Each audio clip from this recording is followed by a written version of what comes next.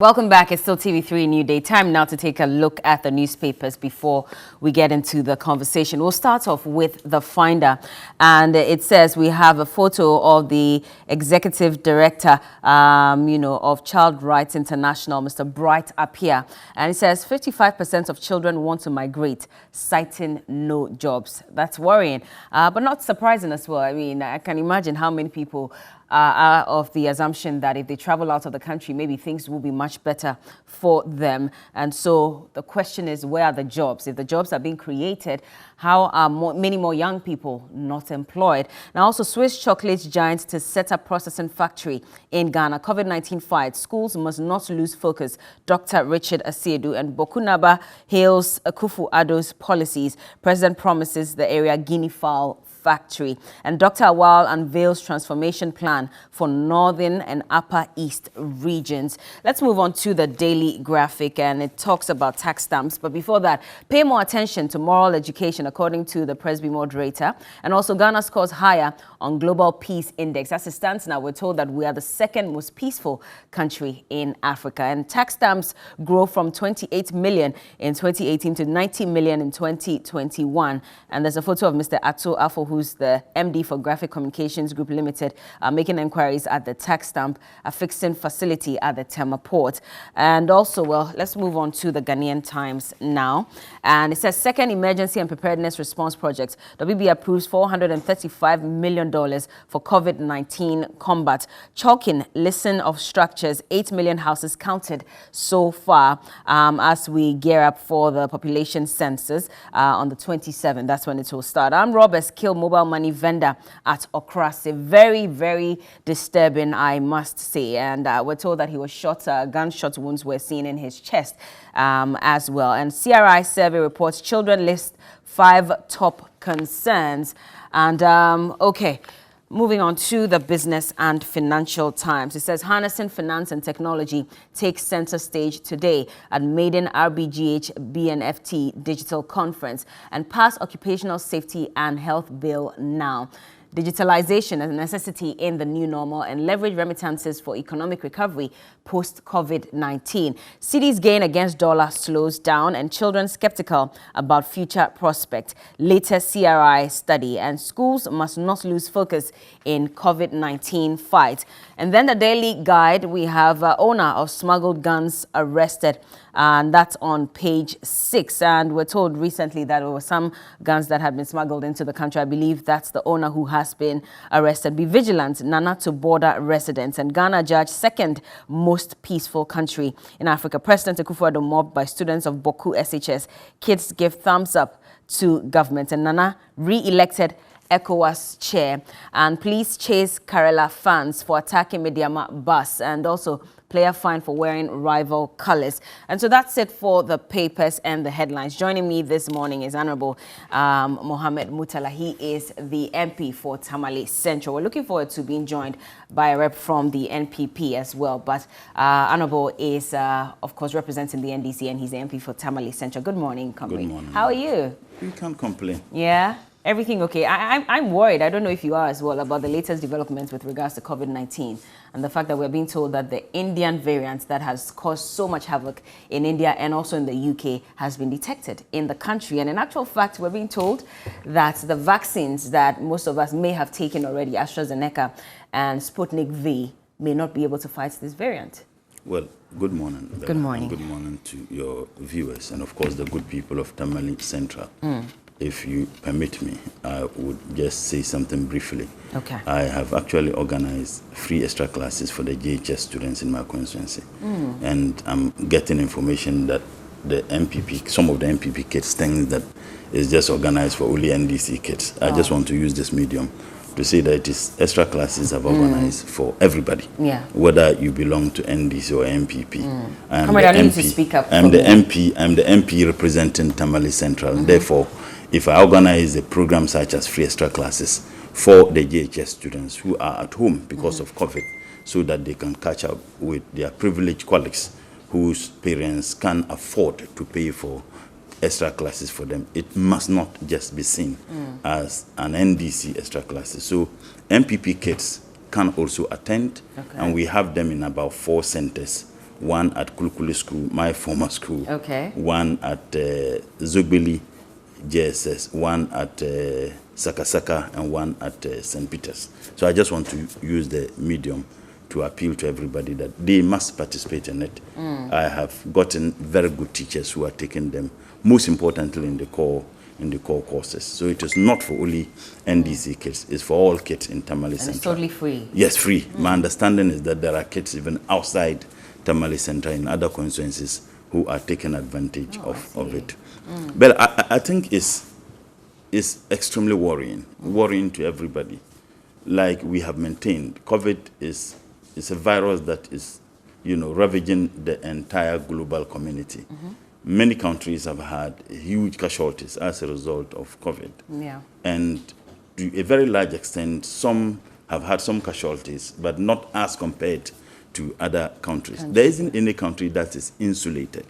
I don't think that there is a single country in the world which did not indeed suffer the devastating consequences of COVID. Yeah. The numbers may be different, and because some countries have the sophistication to be able to determine the number of people who die out of COVID, it is believed by many aspects that the figures we have in Ghana and in many countries are underestimated, because many people do not go to hospitals, and since we stopped the contact tracing and the compulsory, if you like, the mass testing, there are people who may die as a result of COVID, and because they wouldn't even report to the hospitals, we may not have. So all the figures that we have are supposed to be estimated figures, particularly at a time when we have stopped the mass testing. So it is extremely worrying. Perhaps we need to emphasize that we must continue with the protocols. The worrying aspect of it is that we have spent so much money. Of course, the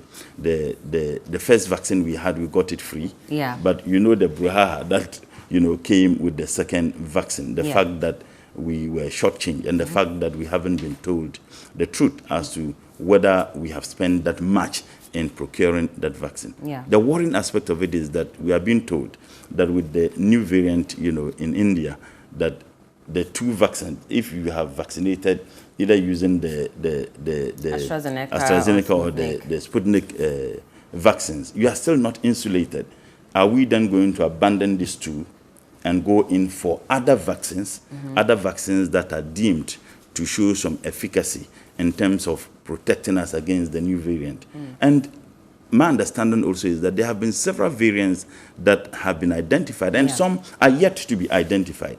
Assuming we agreed that we must abandon the two vaccines and go in for a third vaccine with the expectation that it can take care of the new variant that we are having. What if another variant comes out? What if there is another? Because I'm told we have over 40 variants of this. About 45 we're told in the country already. In the country. And they change forms.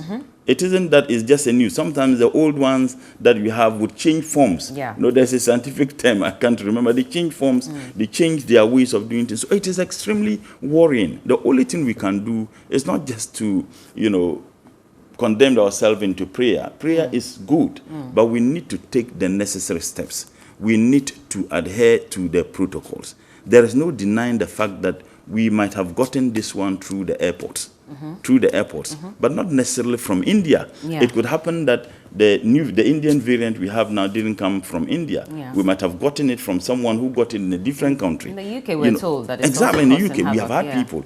Has there been some relaxation in terms of the strict adherence to the protocols at the airport? I think that is another worry. And that is why some of us consistently argued that the amount of money we got as a result of the testing that was done, rather illegally and fraudulently. And I say this without any apology, because you have a minister for health himself, when he appeared before the appointment committee, said that the company operated there without a license initially. So they were operating there without legal instrument that gave them the mandate to do so. The other time, the Minister for Transport came to Parliament, and he was being absolutely untruthful. The figures he presented to the House was not the accurate figures of the number of people who have gone through our airport. And you see, in the coming days, some of us would have to provide the accurate figures. You remember on this program, I indicated the number of people who use the airport between September 2020 to December, and have said it consistently. They never challenge those figures because I got those figures from the very airport. Yet when the minister appeared before Parliament to answer questions in connection with the COVID testing that is done, or antigen test, because we are told that that is not even a comprehensive COVID test. What we experience by the private company that is operating at the airport is an antigen test. And all the experts have said that it may not give you a comprehensive COVID test. When he appeared to answer questions in the matter of the so-called COVID test, which is an antigen test, he stated the figures. I mean, it is very clear that there is something that is hidden somewhere. Now, assuming without admitting that the figures that were presented by the ministers are figures even to go by, what then is going to happen? What has been the measures? People have used the airport, at least the domestic airport, and I've seen that there have been huge relaxation in terms of the usage of the masks. People come from Burkina to Ghana by road. People come from Ivory Coast to Ghana by road. But the borders people come from Togo. Exactly. It seems to me that the focus is just at the airport. Yet people can have this virus, particularly this new virus, and they get into this country not just by air, but by land. To the extent that the focus and the emphasis is placed on the airport, I think it's extremely worrying. And here is the case.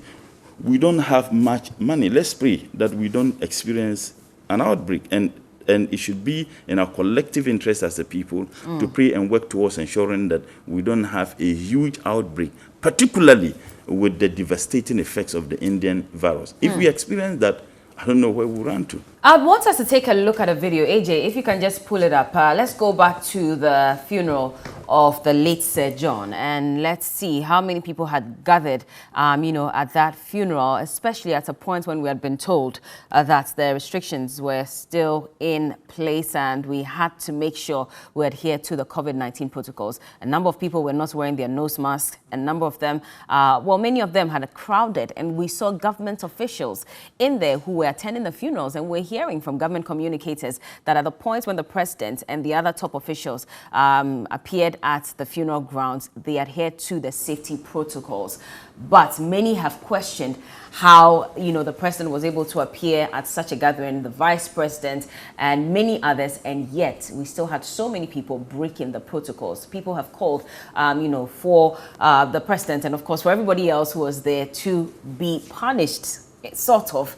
We've always questioned how that's even going to be possible anyway. But if that could be done, where we're told that the people or the lead pastor of the Christ Embassy Church who had organized that conference is being, investigated, and processes are going through to prosecute him and other people who were involved in that conference, then why can that not be done for the top officials who were also at that funeral? I'm hoping we can play it, but if not, let's just play another video as well quickly. I'll introduce you to my next guest in the studios. Has your faith in the judiciary as a final arbiter in an electorate, has it been enhanced or has it been weakened? His answer before you joined was that it hasn't only been strengthened, but it has been enhanced. What would you say?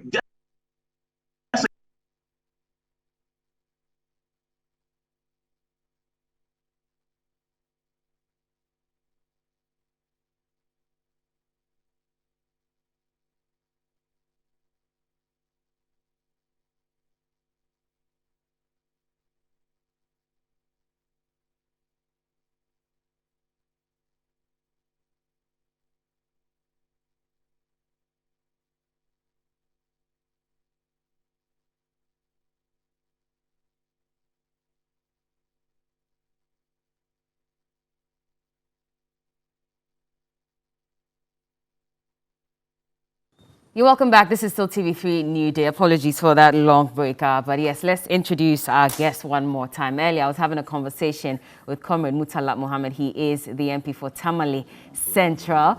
You're glad I said Comrade, eh?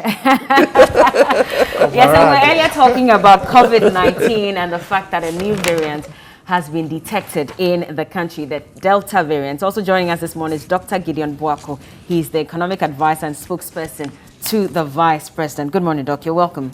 How are you doing? I'm good. He's chopping. He's chopping what, money? See the A lot. Life is good for you, eh? He is a comrade. I am not. Oh, you're not. Well, you're a doctor, so maybe you're enjoying in that sense. But let's talk about this new, revelation. And I'll just read that story quickly for those of you who have not heard about it. So it says that the head of the West African Center for Cell Biology and Infectious Pathogens, of the University of Ghana, Professor Gordon Awandere, confirmed that the Indian variant, also known as the Delta variant, is one of the 45 variants which are currently in Ghana. The Indian strain has caused huge spikes in India and a serious increase in cases in the UK, despite the fact that large sections of the population in those countries are vaccinated. So overall, we have about 45 to 46 different variants, and the trend shows that all these normally come from travelers. Now that the Delta Indian variant is taking over, it's just a matter of time before it will come here in large quantities. So we have a few here, but it's going to increase. And that's according to the professor. And he says we need to increase the protocols, adherence to the protocols, and make sure that we try not to import many more of those variants or get it to spread. And he says that the AstraZeneca and Sputnik V vaccines are not effective against the Indian variant. And so we need to start looking towards more Pfizer and others which have a better chance of protecting against these variants, because the future is we're going towards these aggressive variants. Very worrying, Doc. I mean, I don't know what you have to say about this, especially looking at the fact that as it stands now, we're not even sure if the COVID-19 restrictions have been extended by the president, because the last we checked, it was extended on the 10th of May and it expired on the 31st of May. And so we are not sure if we have those restrictions in place, and we see how people are breaking COVID-19 protocols. From top to bottom, government is inclusive as well. Well, I think it's not a question of laying blames on X or Y. But I see the whole thing more or less as a personal safety issue and a personal security matter also. I mean, anything that has the capacity to take your life is a security issue. And so in the peak of the pandemic, we saw government's intervention by way of restrictions and etc. I think that there's nobody in Ghana today who doesn't know the devastating nature of COVID-19, and therefore we shouldn't even wait for government or president to come and impose certain restrictions on us before we begin to pay attention to the pandemic and what we have to do. I think for some reason, and I think it's also because the numbers started coming down, and then we also had the vaccination. I'm sure Comrade must have had a second job, equally myself and maybe you. Yeah. And so sometimes there's this frenzy or there's this act of trying to have what I call unconscious negligence, because we think we are out of the woods or we are okay, but we are not. And if we look at the developments over time, what is happening in India and other parts of the world, and what we're experiencing in Ghana today, it's something that we have to just keep on admonishing people and cautioning people and advising why we ought to keep at peace with the protocols, because it's also not something that once you get it, it stays with you alone. You know, it moves across from one person to the other. So we all have to pay attention to it. I think if with time we all agree that some stricter measurements ought to be put in place, the government may respond to that. Briefly on the Delta strain that you talked about. Yes, we've been told that a new strain which is found in India has also been found in Ghana, but there's some level of distinction that we need to put across. There's a difference between having the Delta strain in your population and having identified the strain within your jurisdiction. Okay. So as we speak currently, the Delta strain has been identified within the Ghanaian jurisdiction, but it is not within the population.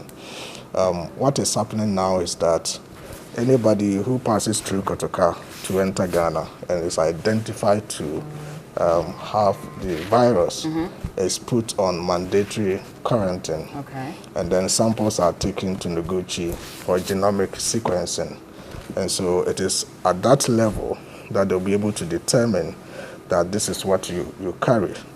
And until the person is released from the quarantine to enter the Ghanaian population, that person may be having the strain all right, but it's not within the Ghanaian population. So the Delta strain that we've identified, yes, it has been identified within the jurisdiction. It was identified at the airport. The person was put on mandatory quarantine. So as we speak, there isn't anybody with a strain that has been allowed to enter the Ghanaian population. But so we cannot be so sure of that because we're told that the antigen test at the airport is not 100% effective. In fact, we're told it's up to about 80%. And so there could be a 20% likelihood that anybody who may have that variant may have gone through the system and it will not be detected. Yes, I have been a scientist before, turning into an economist, so I understand the sciences. And so I wouldn't speak in absolute terms that the system can be 100% efficient. But as we speak, we can only speak to the evidence and what has been identified. Currently, we don't have any evidence to prove that somebody with a Delta strain has entered the Ghanaian population. There has been an identification of somebody having a Delta strain, but that was quarantined and the person was not allowed to enter the population. So as per the scientists are telling us, I can say that the Delta strain is not within the Ghanaian population. It has been identified within the jurisdiction. But what measures are we putting in place at least, just to be sure that just in case, it may have escaped, all the tests and that person was able to get into the public, we're ensuring that everybody else is protected because we're told this is a very aggressive one. WHO calls it a variant of global concern because it spreads faster than all the other variants that we've been told of. So what measures are being put in place? Yeah, I think we are praying that this doesn't get to us because my good friend Comrade was saying if we were to experience the virus at the levels that other countries are experiencing, I don't know what would have happened to Ghana. I think we have some good measures at the airport. If there are any lapses or shortfalls, we need to beef them up and see how we can make them stringent and make sure that they are watertight and that nothing seeps through that. But I think that having said that, the whole issue of people taking their safety into their hands is something that we need to, drum home at. Because as we move across, I mean, if we enter the cities and the markets today, nobody will tell you nobody cares about coronavirus, or because they think it's not for them or it's not coming to them. But I think it's real and it's happening across board. So we all have to be careful. At least wearing the mask is something that we need to adhere to where necessary, especially when we are in close environments. And our funerals, I heard you talk about it earlier on. It's quite strange because I was in Kumasi and parts of Bonahafo this weekend, and funerals are all over. And you find that quite strange? Yes, because government officials recently attended the funeral of Sir John, the late Sir John. He attended too. Oh, you were there yourself? Yeah, he was. I wasn't there. Sir John's funeral. Oh, you weren't there. But at least you know that some of your colleagues and your bosses were there. You were not there. We all attended. No, I was not at Sir John's funeral. But your boss was. Exactly, your boss was there, waving at the crowd that was chanting at him. We all attend funerals anyway. In fact, this Saturday I attended a funeral. No, but we do understand that we all attend funerals. But if the leaders who are putting in place these restrictions are seen openly, disregarding the protocols, then what does it indicate? I think the issue of the restrictions and whether or not it's a barrier service or it's a funeral, I understand there was a limitation on the number of people who could attend private burial services. Private burials and stuff. So it's quite a bit, difficult striking the balance between the two. And even the private burials and the burial services are done within churches, which is quite closed. Funerals are in open spaces. So what I've been thinking about is whether or not we should ban the burial services which are done inside the churches and allow the funerals which are done in airy spaces. Why would you? Or have a combination of the two. I think it's something that we need to pay much attention to, because as we are saying, there may be incidents of flouting the laws or whatever it is, but on a more serious note, when you attend some of these burial services and the funerals, and people meet old-time friends and the kind of closeness and then hugging and a whole lot of stuff. And they happen in such a moment that you think it also becomes quite difficult, it's quite spontaneous, and you've met a long-time friend and you can't hide the feelings. And so it's maybe you in Parliament, you guys should be able to, take some kind of leadership action for us to see where we need to go, because I know Ghanaians are also so much heartily attached to their loved ones who have passed, and they will want to do something to celebrate them before the last days. But not at the risk of their lives too. I understand. That's what the problem is. I understand. And so it's something that we really need to have a fair and a firm balance on, and to be able to get over all these troubles. Comrade, I'll bring you in because Doc was focused on the airports, but we all are aware, and I remember that not too long ago, our colleague Nancy Bokania visited some of the land borders, and she realized that there were some illegal roads that people were using to enter the country. And so as much as we have men at the various borders, we're even being told that there are people who are running businesses. You can pay 5 cedis to be able to cross an illegal route into the country. And so, yes, we may have identified this variant at the airport, and that person may be in quarantine. But what about these other, illegal borders that people are using to cross into the country? What if someone has that variant? But what really can we do about it? I listened to the professor. My understanding is that it's not just about it being identified at the airport, as Doc is suggesting.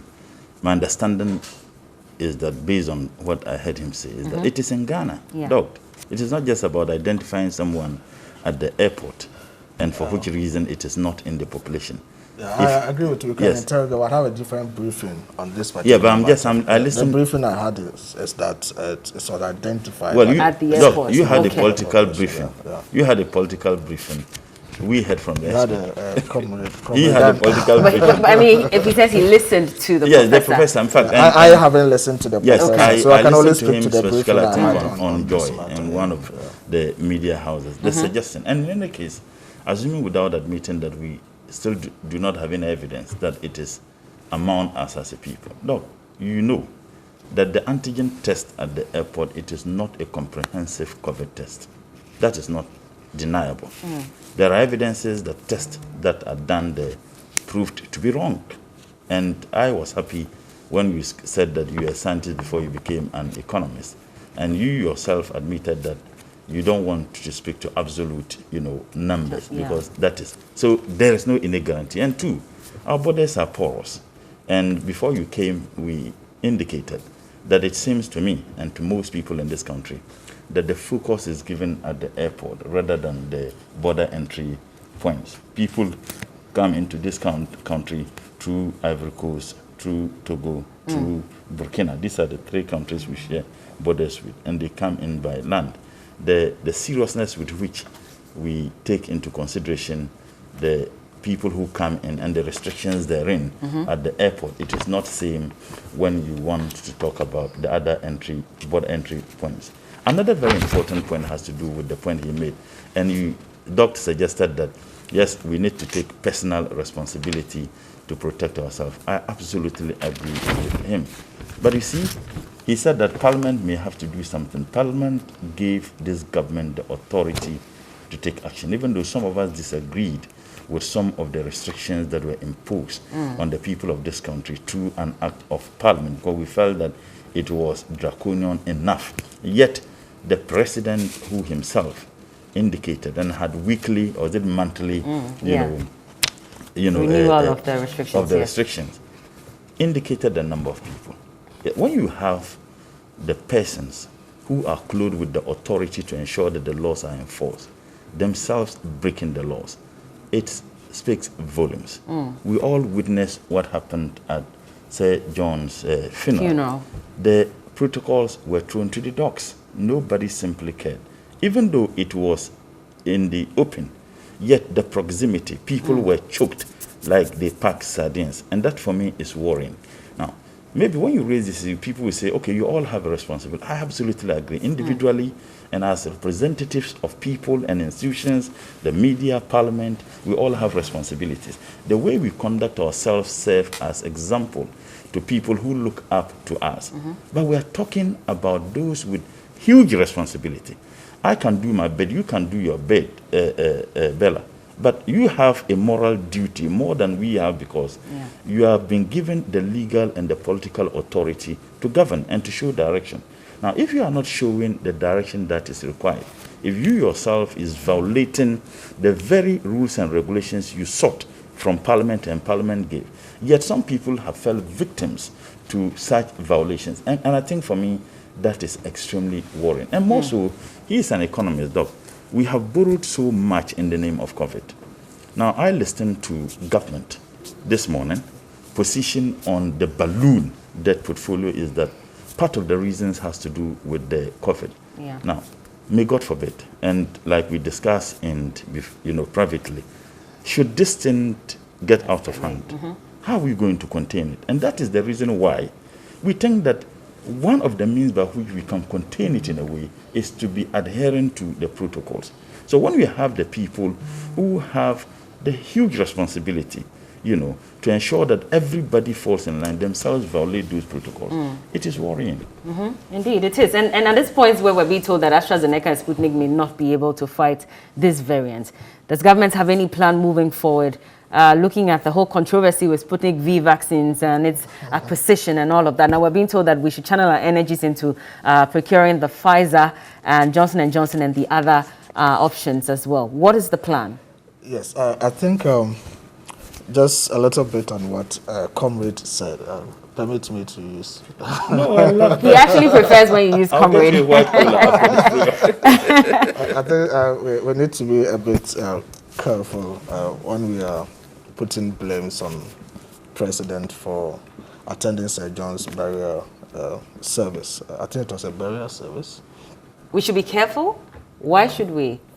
Oh, when I say careful, it's not like a warning or something. Oh, I get you. I'm just asking why. Exactly, because as he talked about, as per the restrictions, burial services are not restricted. I think it's funerals that we're talking about. Yeah, with number. With 25 people, it says. Of course, and I mean, we all know.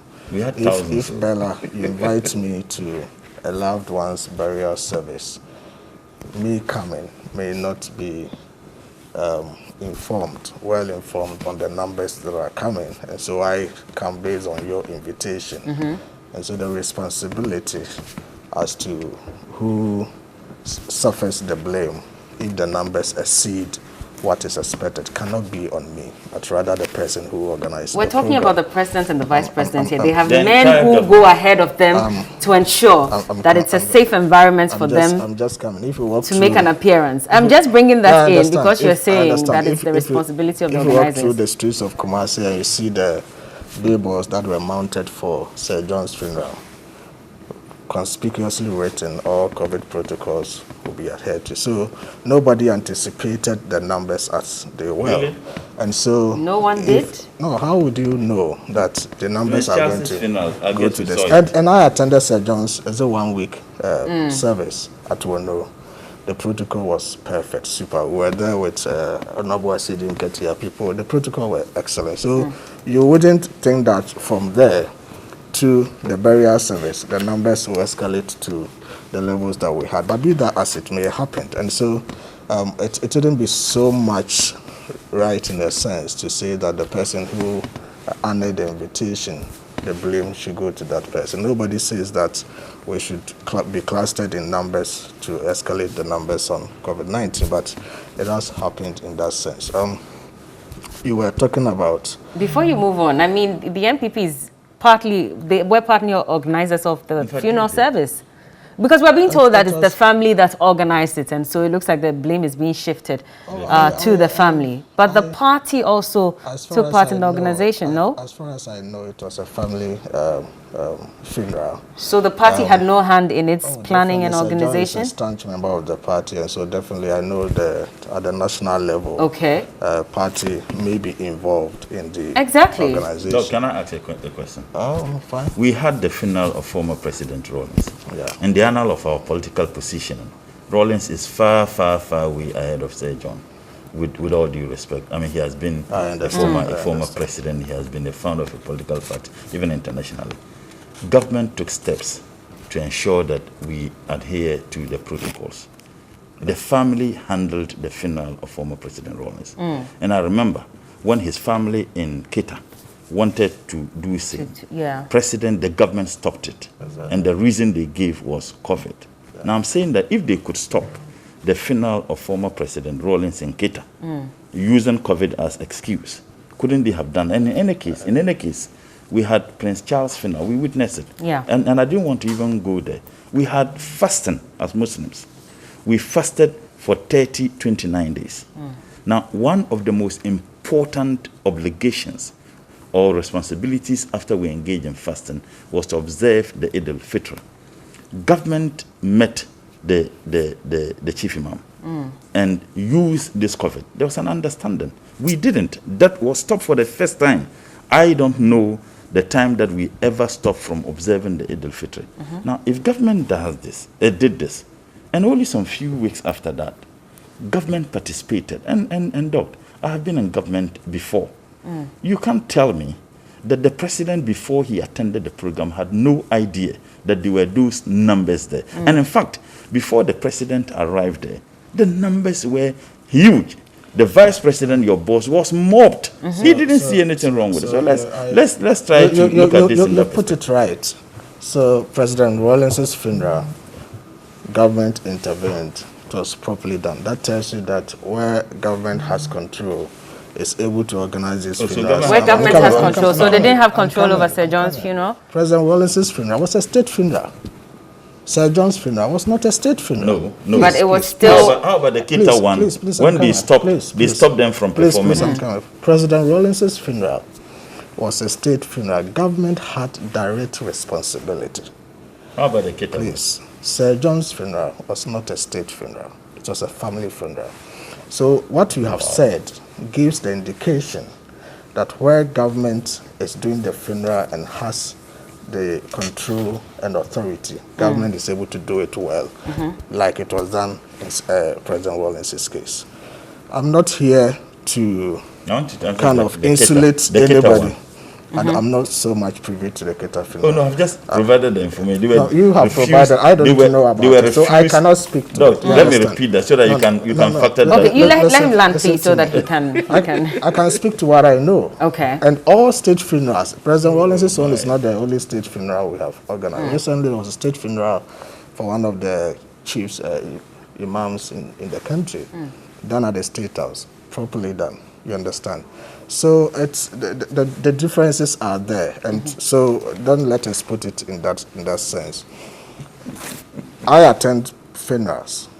I can go to funerals. People decide to. Even Sir John's own. If you analyze it, I was not there. I had something else somewhere. By the time the president went and the vice president went there, nobody mobbed them. The vice president was not mobbed? I'm coming. I said by the time they went there, nobody mobbed them. It was only when they were leaving the grounds. Okay, the videos you saw, it was when they were leaving the grounds, because there were barricades, as I have been told. And they stepped outside the barricades, and the numbers that were outside pushed towards him. So it's not like the funeral was done in such a manner that everybody could even enter the arena. It was properly done. But when they were moving out, and they moved outside the corridors, which had been demarcated, that was when the crowd, which are outside. But the vice president acknowledged when the crowd was chanting. He acknowledged that. No. I mean, you are a politician, okay? In the face of COVID? No, you see, the chanting or the acknowledgement of people shouting or talking to you is not what, gets the COVID. But you are the leader, so you should even not acknowledge, so they understand that they are breaking the COVID protocols. He was entering his car, people were chanting, and all of that. And then he waved at them. These were people who had come in T-shirts with his photo. It would be an act of insolence to look at the people and just go and sit down. All of you would have spoken about it. No, he waved at them. Who would have spoken about it really? That waving at them is not the issue. At that point, the vice president couldn't shout on top of his voice, "Stop what you're doing! Stop what you're doing!" And then they stopped. You understand? So those are trivialities of the matter. The key thing is that the people clustered in numbers that ought not to have happened. That one we all acknowledge that.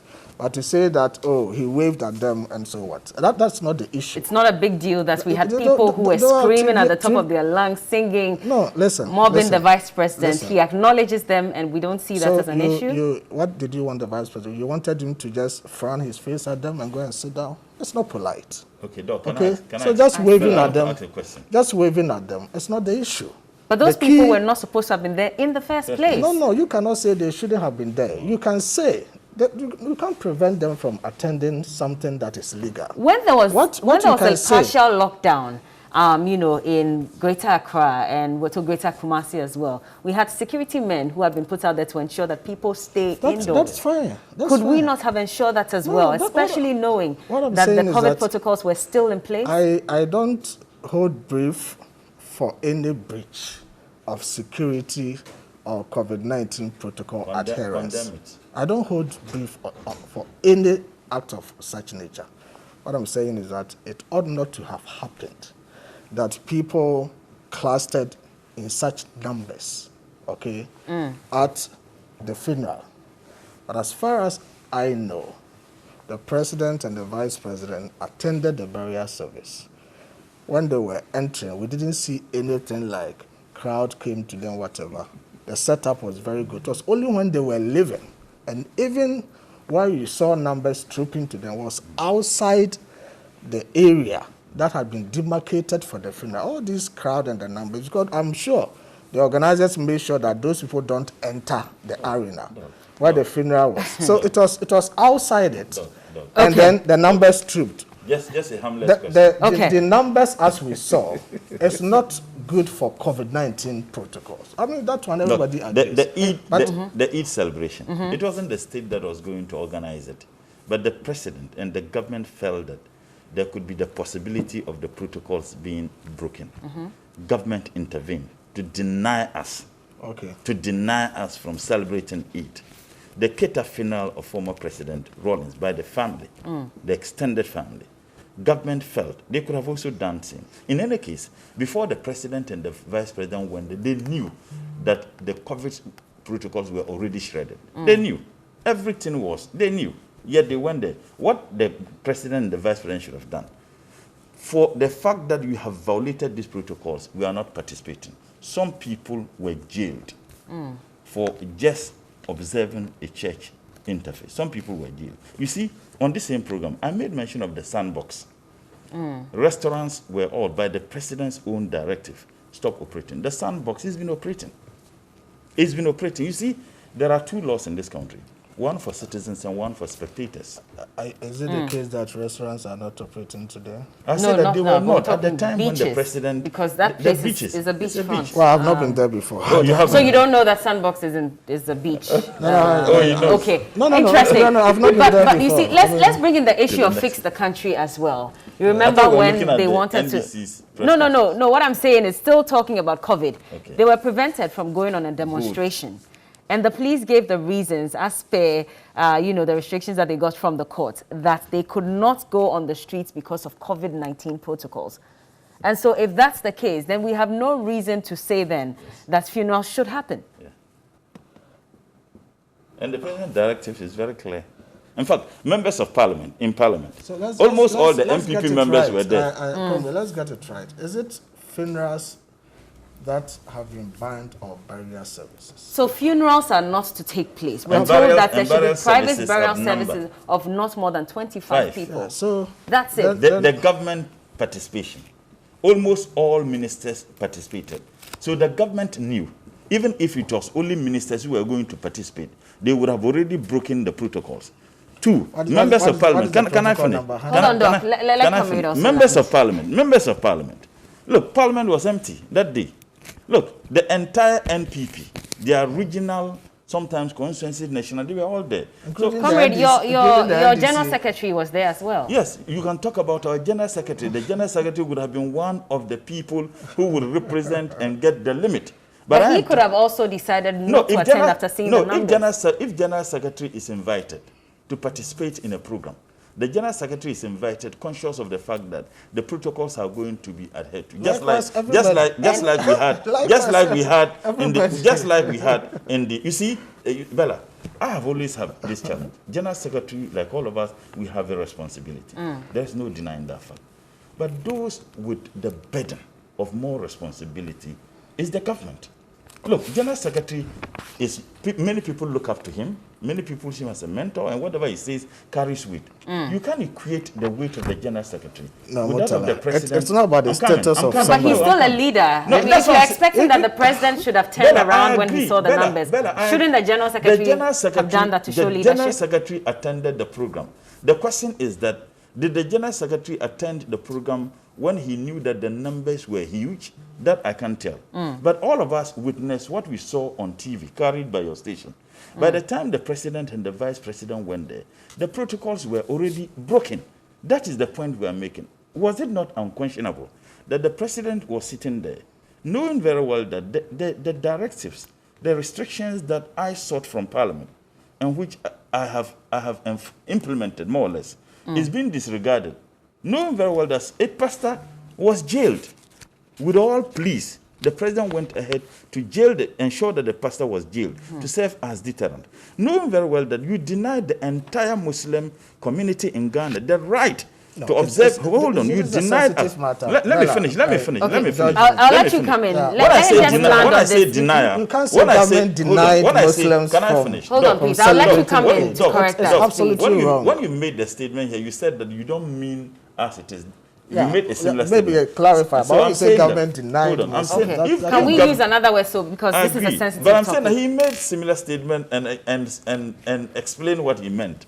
So allow me to see what I'm simply saying is that government had to talk to the Muslim leadership that because of ABCD, it would be appropriate you don't observe the Eid. We did that. Now, don't you think it's a betrayal of trust that the very government, the very president who spoke with us and urged us not to observe a religious obligation, himself was at a party when the protocols were shredded to pieces? Isn't that a betrayal of trust and confidence? And I thought that Dr. Crusader, look, the last statement he made, look, it was wrong, it was unacceptable. Let's call a spade, Doctor, and not a big spoon. I believe if you had said that, we would have moved on. Well, you're making reference to my last. No, you sought to justify. You tried to find fault where there is none. No, you sought to justify. When there is none. Ended up saying that. Yes, you are not saying that. Can we all agree on this table then that breaking the COVID protocols was wrong? On every level, regardless of who attended, who didn't attend. Exactly. Whether it is General Secretary, because we would have held regular citizens accountable if there was no president. Absolutely. I mean, I don't have any problem with that.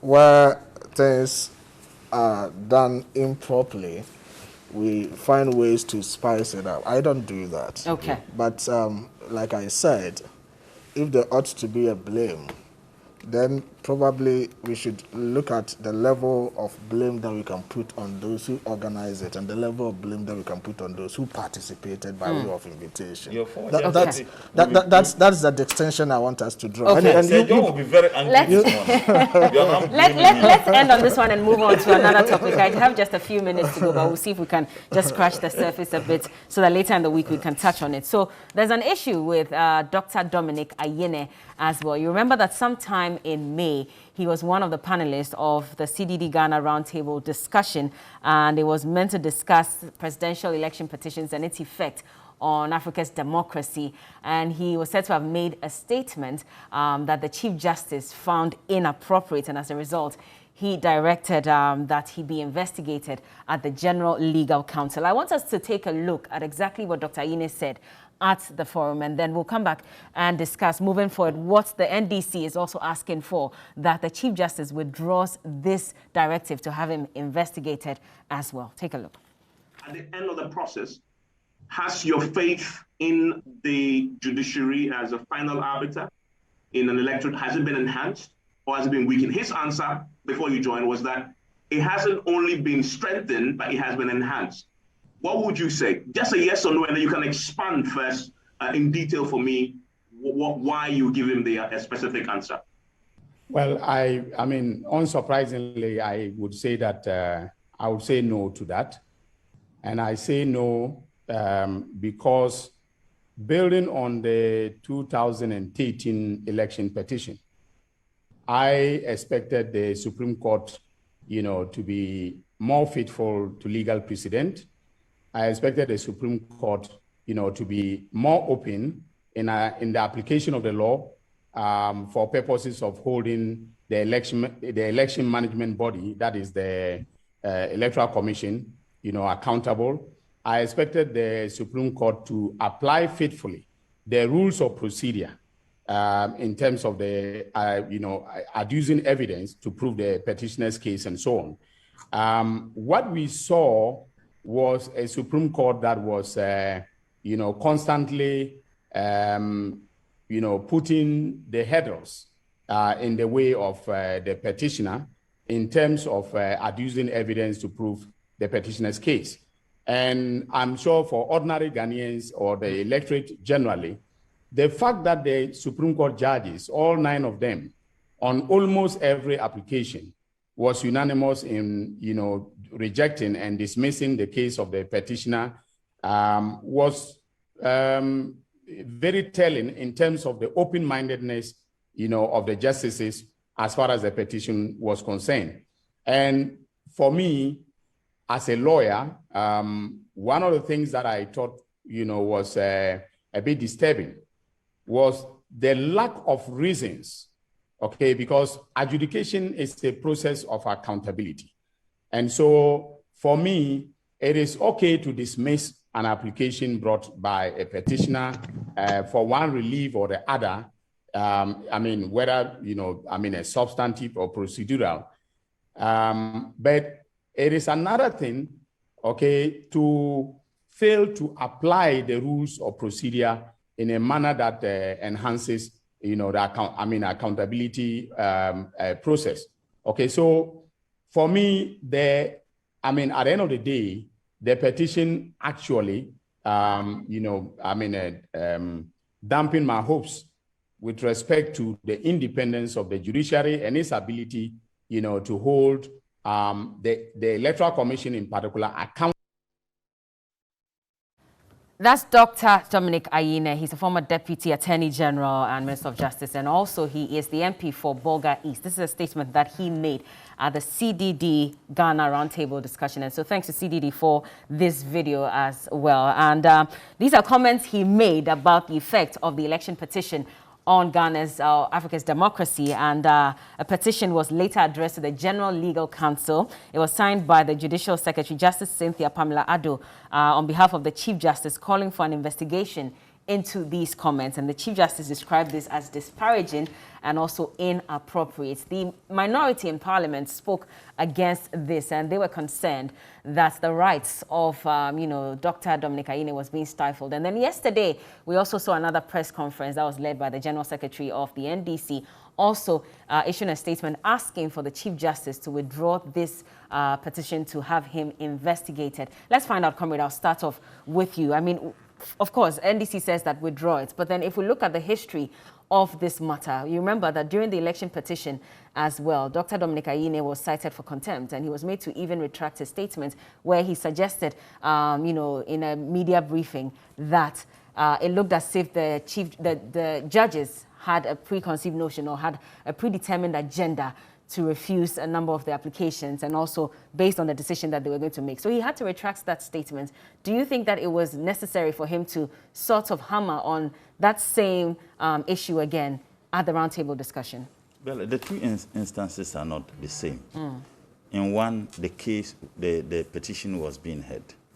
So if you make any statement that is prejudicial to the determination of the case, you could be cited for contempt. So it would have been appropriate that they cited him for contempt, and when he went there, and apologized and showed remorse. As far as we are concerned, he was allowed to go. Yeah. But you have Lawyer Pong, who is an MPP lawyer, and who was also one of the lawyers of the respondents, who said on national radio that we should ask Dr. Ayine the role some of them played behind the scenes to ensure that he was showed some mercy. He said it on Joy. Now, for me, that begs the question, and that tells me then perhaps they were influenced, because there can't be any explanation to anyone saying that ask Dr. Ayine the role some of us played behind the scenes. As far as I am concerned, the Supreme Court justices took the decision to allow Dr. Ayine to go because of the apology and the show of remorse. Now, if there is anybody who should be hauled before the the disciplinary committee of the General Legal Council, it should be Lawyer Opon. Two, you had the same Chief Justice, and for me it is embarrassing that he himself is making this referral. The same Chief Justice is the chairman of the General Legal Council, isn't it? Now, you are asking that a lawyer who expressed an opinion, an academic or an intellectual opinion in a matter that has been determined by the Supreme Court, that he should go there in the very committee that you serve. Now, just before that, he participated in a program organized by NPP, the Re-Akoto lecture at KNUST. All those who spoke on that program were NPP party politicians. He was the only person who is not a politician who spoke on that program. The purpose for the organization was to question the decision arrived at by the Supreme Court in the Re-Akoto case. And the Re-Akoto is a famous case. Anybody who did law, particular constitutional law, you look at it, where the court, on the PDA and the passage of the law that was done by the parliament at that time, virtually questioning the supremacy of parliament in taking the kinds of decisions. And in fact, a famous point that was made by the lawyers of the defendant, J.B. Dankwa, he said that the PDA and the purpose for which they were hauled before the court was to question and suppress their freedom of expression. Dr. Ayine expressed an academic freedom. On the very platform he raised these issues, you had lawyers or other spokespersons, speakers, who disagreed with him. Yeah. That is the beauty of our democracy. And in fact, even in law cases, dissenting views are very, very important for academic purposes. So what is wrong with that? And the CJ himself. Now, why would you participate in a similar program? That is even more grievous if we want to assume and say that Dr. Ayine did something illegal. What is more illegal than what happened at KNUST, where the program was organized to question a decision of a superior court in the matter of Re-Akoto in 1961. Yet someone cannot raise this issue. And in fact, there is nothing and no description than judicial tyranny. And to be very honest, the Chief Justice ought to understand that people can never be cowed to submission. We have agreed to charter the path of democracy. And chartering that part of democracy, nobody is above the law. And in fact, Article 21 of the 1992 Constitution gives people the right to offer and express opinion on any issue. And in any case, don't you think that such a decision, if it goes through, and Dr. Ayine is punished, it would frighten people from expressing an opinion and giving an intellectual position in a matter that will go a long way to help our judicial processes. But you see, you have lawyer Okujeto. He made statement on this same Supreme Court decision, questioned some of the justices. Lawyer Okujeto questioned some of the justices. Is he above the General Legal Council? Why didn't the Chief Justice haul him also before the disciplinary committee? Could it also be because of the history of Dr. Dominic Ayine with the election petition? No, I'm saying that, but Lawyer Kujato, you can go through. He's been questioning the decisions taken by court, questioning the actions of justices of the Superior Court. And that is why I've just given you a classical example. In the very matter for which reason Lawyer Ayine is being, referred to the disciplinary committee of the General Legal Council, then he should do the same. But you see, don't go far. Lawyer Pong should tell us what he meant by the role some of us played behind the scenes. Okay, let me bring Doc in to respond to this, because yesterday when the General Secretary of the NDC spoke, he said that when the petitioner applied for a review of this decision and the court was presented with the opportunity, well, no, let me move from that. It says that our position on this matter is simple. Dr. Ayine's views about the independence of the judiciary are views he's entitled to in line with his freedom of expression guaranteed under the 92 Constitution. Then he says that, ladies and gentlemen, we wish to reiterate the fact that the invitation of Dr. Ayine to appear before the General Legal Council is yet another attempt by the CJ to intimidate and suppress views that are at variance with his views. Do you also share the same sentiment? Well, I think it's not a matter of me responding to General Secretary Asidi Nketia, but having had this opportunity, trying to speak intuitively to address the issues as they ought to be without the politicization of it. And I'm not a zealotry in the legal landscape, and so I will not pretend that I know so much about what happens in terms of the law. But common sense is common sense, and I think we all need to appreciate that. I mean, just as the General Secretary is saying that it is within the rightful remit of Lawyer Ayine to make his views known on matters pertaining to his profession, we shouldn't also lose sight of the fact that if you speak and exercise your right, and I think that the right that you have exercised in one way or the other also runs athwart a certain principle or a certain ethics of our profession, I also have the right to call on the appellate body that has been set up to look into such matters to do so. And so it is also within the right of the Chief Justice, as having been the head of the legal profession, if I'm right to put it that way, in the country, that somebody who is part of the profession and the association says something and he finds that that thing was said out of bad faith or was not put right, for him to call the General Legal Council to sit on the matter to adjudicate on it. It is not a judgment in a sense. Because what the Chief Justice has done is to say that, for all you know, after Lawyer Ayine spoke, it's possible that there were other members of the profession who were not happy with it and must have actually even approached the Chief Justice. Why are you sitting down for somebody to say this about the profession and nobody is talking about it? We cannot say that for a fact. I'm not saying that for a fact. That is why I said it is possible. Yeah. And so when it happens like that and the Chief Justice says, okay, come and meet us at the General Legal Council, let's look into the matter. It is not a prejudicial thing. It's not intimidation. It's not intimidation. I mean, please, you know, some of these things even happen and they give you the chance for you to speak to the matter the way it had to be and explain yourself and even settle on so many things. And I've seen this before. I mean, I remember when I was a student, we had a plagiarism committee at my school, and I was the student representative as a PhD student on the plagiarism committee. A lecturer cited his own student for plagiarism and brought the matter to the plagiarism committee, and that lecturer professor was part of the committee. At the end of the day, when we all sat down with our knowledge on plagiarism and everything, we felt the student did nothing wrong. And it was such a big matter on campus, you understand? But everybody felt that, oh, once the student's professor has held him before the plagiarism committee, he's dead. But it turned out that the student did nothing wrong. And so it is not a matter that we should sit outside. How about others who have made similar? We'll have to end on this note. My producer has already come to me. That's fine. So if the Chief Justice didn't come to issue a statement to say that I condemn what you have done, but he says, come, let us sit down as a committee. Let's interrogate what you have said. After the case?